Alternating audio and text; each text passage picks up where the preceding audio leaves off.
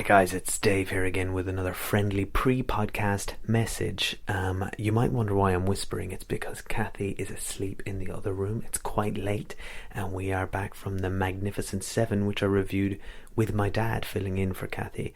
Now this episode has quite a few audio problems which you're going to hear. There's a lot of crackling and some popping. The reason is normally I have a windshield over the microphone which stops the wind from making those really annoying noises which we're about to hear. And somewhere between the second pint and the steak dinner, I seem to have lost it.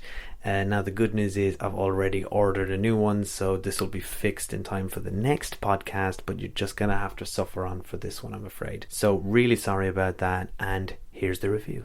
Right, it's Dave here again with the Cinemile. My wife Cathy is not present today, but we have a replacement here who flew in all the way from Ireland especially for this occasion. My dad, Donald. Yes, hello there, nice to see you. We're just after a fabulous meal. We've had a big chunk of steak, yeah, 12-ounce steak, and we're ready to see the Magnificent Seven. We've got our guns out, and I'm ready for shooting. Who are you going to shoot? I'm going to shoot. You're going to shoot anyone that... I'm going to shoot the bad guy. The bad guy. We're off to see the Magnificent Seven, as you said. You're a big fan of westerns. I remember my whole life. Yes, indeed. I've seen the previous two. I've seen the 1960 and 1972 one, and they're two of my Brenner, right? Two of my favourites. Yeah, and the second one was with George Kennedy, and they were absolutely fabulous. What was that one? Magnificent Seven rides again? Yeah. Yeah. Plenty of people shot. I hope there's as many shot tonight, because otherwise I'll be very disappointed. I usually have a habit of falling asleep. What's a good? I usually have a habit of falling asleep at bad films. So tonight will be a test, and basically to sum it up, if I stay awake for the whole film, it's a good movie. It's a good movie. So it's the sleepometer. I can guarantee you that. There's only a handful of them. It's the patented Donald Corkery sleepometer review system. Absolutely, yeah. The last movie I remember you staying awake for in the cinema was Titanic. It must have been a good one. In 1997. That's right. It was a Titanic struggle to stay awake for all that. It must have been.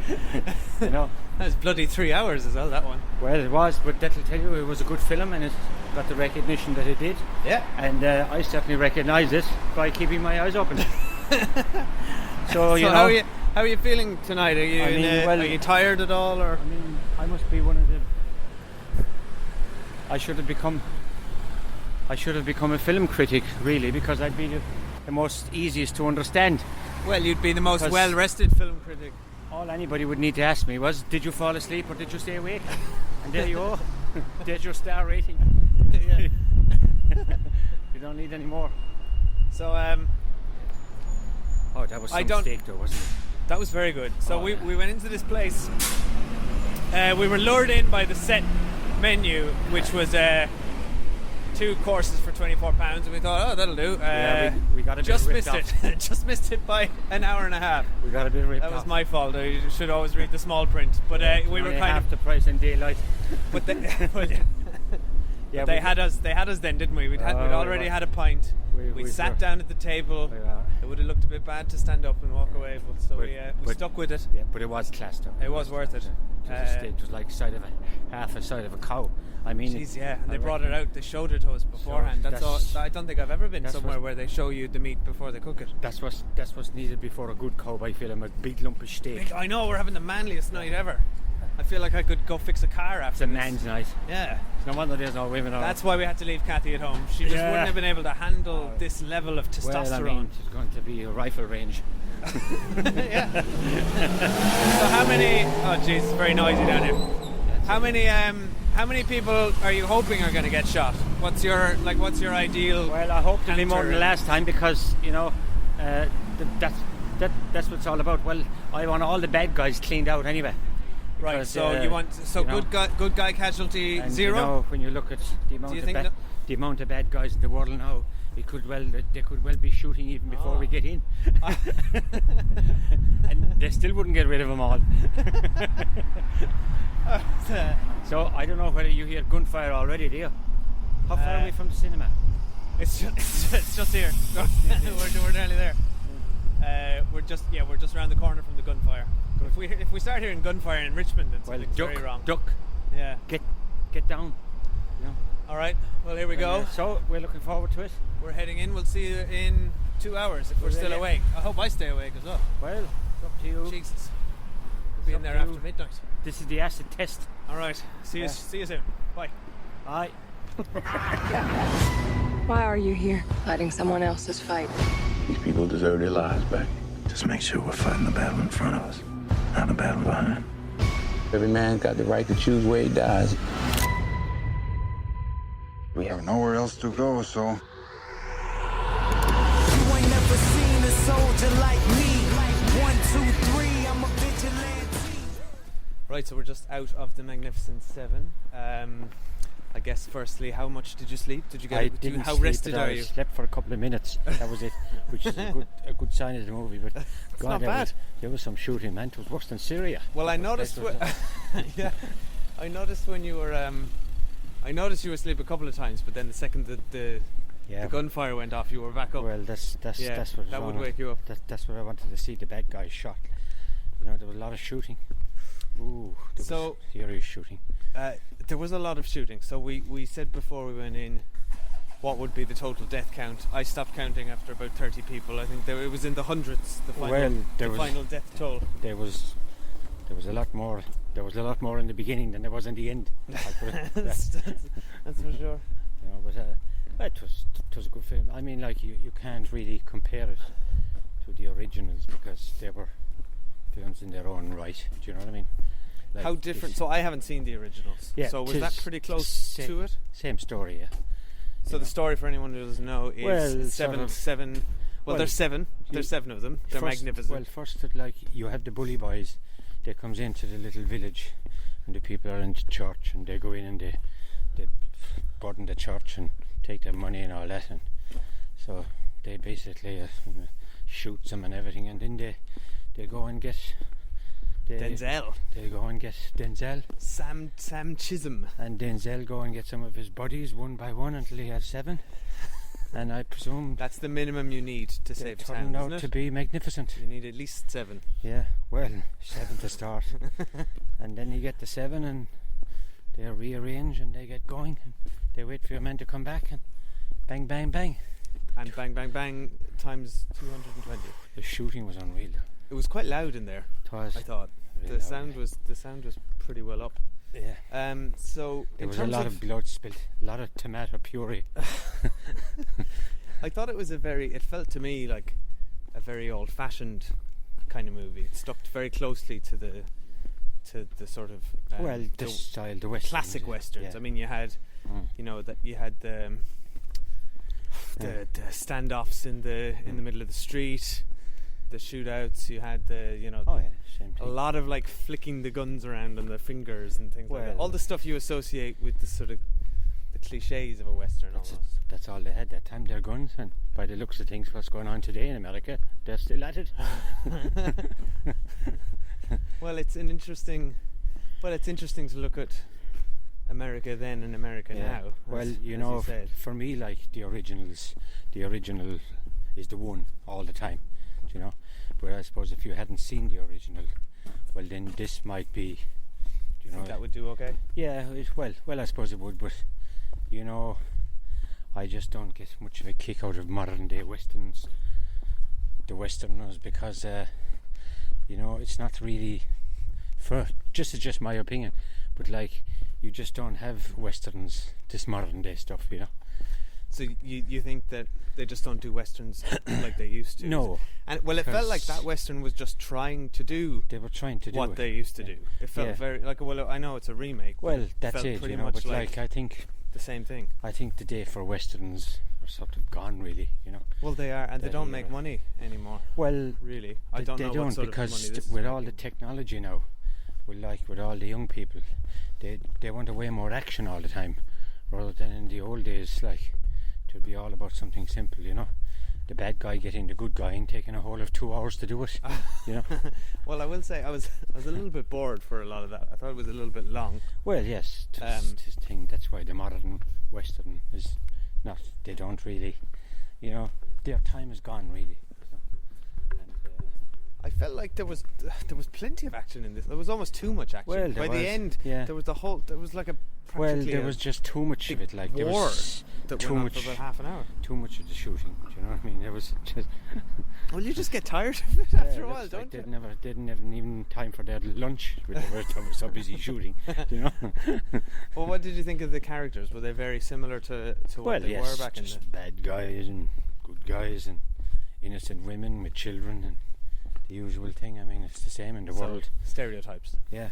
Yeah. That's it, yeah. There were a lot of bad Irish accents in there. Well, wasn't then there? you see, Did you notice that? Yeah. The guy at the beginning with the horse. There was one guy. He was and they even called him a leprechaun. It was. He did, yeah. It was He very should much have like, called where are him. you going with that horse of yours? He should have called himself a leprechaun because you wouldn't know the difference which one of them was yeah. Irish. But you know, there's I don't know whether I'm right or wrong, but you know, they just a lot of these organisers now of films, they just get an old title, brush it up, get one good guy and one good actor like Denzel Washington, and try and get a few quick bucks in for 2 or 3 months, and that's the end of it. You know, I think you just summed up modern Hollywood. Well, that's it, yeah. Well, Yeah. that's it. They're just obsessed with Put a big marketing strategy behind it, and cash-ins. you can't go wrong because everybody heard the Magnificent Seven, so they're all going to go and see it again. All the guys who watched the old one will go and see it, And they had another 2 Yeah. suckers today. and that's about it. They couldn't really care whether you enjoy it or not, but whether they could just get your money. It was fun when the music kicked in at the end. Yeah, They didn't play much of that during the... they never really played the original music until the very end. Whether you felt that they wanted to do their own thing. I think that's probably it. I mean, Yeah. often a composer will come in. I think James Horner did this Yeah. one, and they kind of want to put their own mark on it, you know. But I mean, if you had put it like this, like if there was no original Magnificent Seven, and this was just made on the straight off, I don't know whether you'd rate it very much. Yeah. But the fact that you're comparing it to the old one, and people have something to talk about, was it as good or was it not as good as the old one? But you know, it's only just a marketing thing, really. Well, I thought it was fine. It wasn't really great. I was bored for a lot of it. I liked some of the stuff with Ethan Hawke, the guy Goodnight, who was sort of a coward. His character was kind of interesting. He was a former Confederate soldier who'd sort of lost his edge and his Asian friend Billy. But they were very much just like they were just one note kind of characters, weren't they? You had the Native American, you had the Asian guy. But you know, like for me, the likes of bear. John Wayne and those, and they had great sayings as well, you know. They had good verbal, the likes of the John Wayne ones. But you know, the bottom line about any good film, like if you've really seen a fabulous film, the first thing you might say to yourself, God, I'd watch that again, you know. But I don't think you'll be. I would not watch that again. Yeah, you might go back. You might watch one of the originals maybe, but then I'm from a different era than you. But anyway, there was. Well, I'm interested now to see the original. Yeah. To see how it compares, because that didn't do much for me, to be honest. And I do like a good western. I haven't seen a lot of them. I mean, the spaghetti westerns with Clint Eastwood, I think, are just outstanding. They were good. Yeah. I've seen them a lot. Yeah. But I think you'd enjoy the originals like better. Watch out for this shit. But then again, that's only stuff landing on our heads. There's acorns or something. The tree. We're being attacked. There's some bird having attacked. Some bird gunfire. Bird going to the toilet in the middle of the night. You've been waiting for us. Do you know, you come out of the cinema after all the shooting, you'd wonder would you be safe outside? A little bit on edge. Yeah. Yeah. Be ducking. What did you think of the bad guy? I thought he was. I like that actor, Peter Sarsgaard. Yeah, he was good. Well, he was playing it sort of just nervous, twitchy, evil. That was it. You know. Yeah, well, that's it. There wasn't much else to the character, was he? Well, he was just evil. Yeah, but that's it. There's a lot of them dead. It will be a while before they'll be making another one of them, I'd say. Those films. I think so. Yeah. Well, you know. I thought that was kind of surprising at the end. So this spoiler alert if you don't want to know the end of the movie. Well, but you'll have to go four and of them. You know. 4 of them croaked it. Well, I suppose the recommendation Magnificent would be Magnificent 3 left. Yeah. I suppose if you're going to see the Magnificent Seven, you have a choice of 3. Yeah. And you can take 3 of them were magnificent. The rest were martyrs. You can take your pick. But that was good fun, you know. But living off the old story again, like, you know, like a lot of these guys, there's a business now, the Hollywood thing, of course, big time, and all they want is something that they'll get. They just want to get you in the door. They do. They don't want a total flop of a film. And like, you're guaranteed when you make something like that, a remake, that you're going to get enough to cover the cost of it at least. And that's all they want, really, rather than if they had a total flop, they could lose 100 million on it or something, you know. Well, that's it. But depends what wages that they're paying them. I mean, if they were paying them the old wages back in the Western days, it wouldn't cost a lot to make, would it? Yeah, I'm pretty sure Danielle got more than Yul Brenner or whoever. Well, there you go. All right. That's it. It was a good night. So that's it. Yeah. The steak was better, I think. Oh, the steak was fabulous. Yeah, yeah, that was the best I'd bit. rate the steak over the movie. Yeah. But there we go. All right. Well, thanks for flying over just to see the Magnificent Seven. Yeah, well, yeah, you know, we appreciate that. That was an expensive cinema trip, wasn't it? When you're a busy film critic like me, which is the first time I've ever done this, you know, it was a long ways to come to look at the Magnificent Seven. Right, well, we'll have you on again. We'll fly over to you next time. Good enough. We'll have it again. Go on, take it easy. Good night, everybody.